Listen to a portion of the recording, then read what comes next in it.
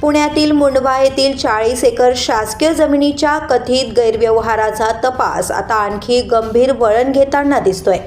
उपमुख्यमंत्री अजित पवार यांचे चिरंजीव पार्थ पवार यांच्या अमेडिया एंटरप्राइजेस या कंपनीच्या नावावर नियमबाह्य पद्धतीने जमीन खरेदी दस्त नोंदणीस मदत केल्याप्रकरणी बोपोडीचे निलंबित तहसीलदार सूर्यकांत गुलाबराव येवले आदीच आरोपी आहेत।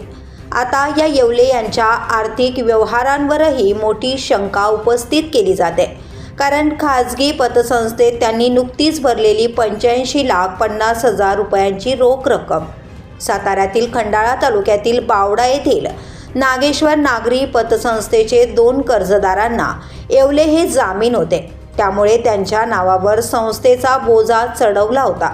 ही संपूर्ण थकबाकी येवले यांनी ऑक्टोबर महिन्यात थेट रोखीने भरल्याचं समोर आलंय।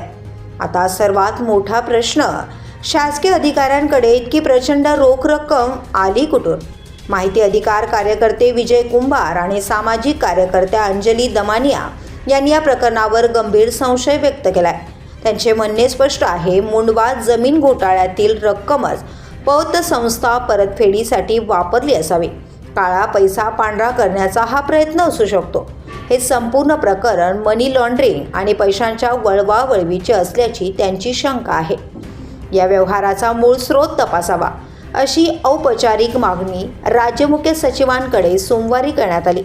या सर्व घडामोडींमुळे मुंडवा जमीन विवाद आणखी धगधगत असून चौकशीची दिशा पुढे काय वळण घेते याकडे आता राज्याचे लक्ष लागले।